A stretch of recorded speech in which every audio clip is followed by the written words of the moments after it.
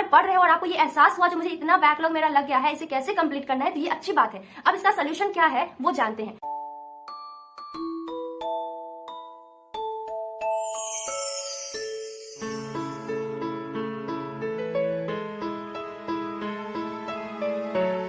Hello everyone, welcome to my YouTube channel Let's Be a Medico. I am Sweta Asman, first year BHM student of RBTS Government HMCH Muzaffarpur.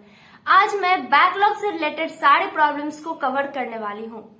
सबसे पहले जानते हैं आखिर ये backlog होता क्या है।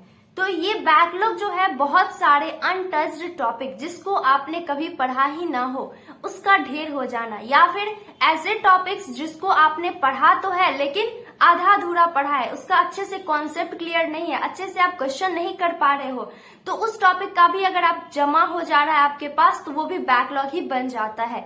अब ये बैकलॉग होता क्यों है, होने का रीजन क्या हो सकता है, या तो आपका हेल्थ इशू हो सकता है, या फैमिली इशू हो सकता है, या फिर खुद आप हो सकते हो। आप कैसे हो सकते हो, मान लो आप पढ़ रहे हो और पढ़ने टाइम में आपको ऐसा लगा अच्छा अभी से छोड़ देते हैं, कुछ आपके लेजीपन के कारण क्या हुआ आप उसे छोड़ दिए और फिर आप उसे कल भी ना कर पाए, नेक्स्ट डे भी नहीं किए, तो क्या होगा आपका वो टॉपिक जमा हो गया। या फिर क्या होगा आप पढ़ रहे हो, पढ़ने के टाइम आपको कोई भी कंफ्यूजन आया, कंफ्यूजन को आप सही से सॉल्व नहीं किए, क्लियर नहीं किए, और वही कंफ्यूजन वाला टॉपिक फिर रखा का रखा ही रह गया। तो ये सब रीजन हो सकता है। अब जब आप पढ़ोगे तो आपको ये टेंशन होने लगेगा जो बैकलॉग जो है इतना सारा हो गया उसे कैसे कंप्लीट करना है। तो ये होना नेचुरल बात है अगर आप सही से पढ़ रहे हो। तो इसके लिए चलिए मैं आपको कुछ टिप्स बताने वाली हूँ जिससे आप कैसे इसे सॉल्व कर सकते हो। तो सबसे पहले जो है वो बात ये है आपको पैनिक नहीं होना है। आप अगर पढ़ रहे हो और आपको ये एहसास हुआ जो मुझे इतना बैकलॉग मेरा लग गया है, इसे कैसे कंप्लीट करना है, तो ये अच्छी बात है। अब इसका सोल्यूशन क्या है वो जानते हैं। तो सबसे पहले जो है वो प्रेजेंट टॉपिक पे आपको अच्छे से फोकस करना है। पीछे जो हुआ उसको अभी ध्यान में नहीं देना है, अभी जो चल रहा है उसको अभी से स्टार्ट करना है। और डेली का जो डेली आप टारगेट सेट कर रहे हो या फिर अगर कहीं क्लास कर रहे हो तो वहां के भी जितने सारे टॉपिक्स है उसे उसी दिन तुरंत कर लो, ताकि आपका वो जो टॉपिक है वो बाद के लिए ना रह पाए। अब बात आता है जो टॉपिक मैं पिछले कुछ दिनों में छोड़ दिया हूँ वो सारे चैप्टर्स को कैसे कवर करना है। इसके लिए आपको करना क्या है, आप अपने डेली शेड्यूल से 1 से 2 घंटे निकालो। आप वो निकाल सकते हो अपने सोने के टाइम से मैनेज कर लो, या फिर जिस टाइम पे आप फोन चला रहे हो, कहीं एंटरटेनमेंट करने कहीं घूमने जा रहे हो, वहां से उसे निकालना होगा। क्योंकि जो आपका कॉम्पिटिटर है वो स्टार्टिंग से सारा चैप्टर हो सकता है उससे सारे कॉन्सेप्ट्स पता हो, तो आपको भी तो अच्छे से पढ़ना होगा ताकि आप उससे कम्पीट कर सको, उससे आगे निकल सको। इसके लिए आपको करना है अपने 1 से 2 घंटे को निकालना है डेली शेड्यूल से, और उसके बाद बैकलॉग वाले टॉपिक को उस टाइम पे कवर करना है।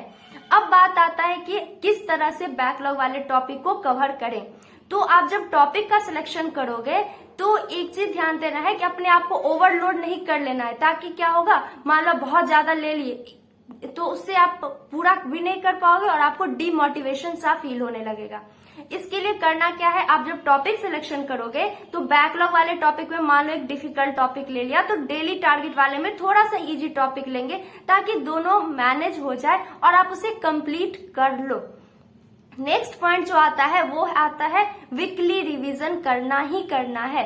जो टॉपिक आप छोड़ दिए हो उसको तो सॉल्व करते आ रहे हो और वीकली रिवीजन करना है हर टॉपिक का। जितना एक सप्ताह में क्या आप पढ़े हो उसको रिवाइज कर लो। नहीं रिवीजन नहीं करने से जो है जो टॉपिक आप पढ़ लिए हो जिसमें आप टाइम वेस्ट कर चुके हो, अच्छे से कॉन्सेप्ट अभी आपको याद है, 1 महीने बाद उसी टॉपिक को देखने जाओगे तो आपको वो टॉपिक भी भूला भूला लगेगा, ना ही आप क्वेश्चन सॉल्व कर पाओगे। तो इससे क्या होगा, पढ़ने से भी तो कोई फायदा नहीं हुआ ना।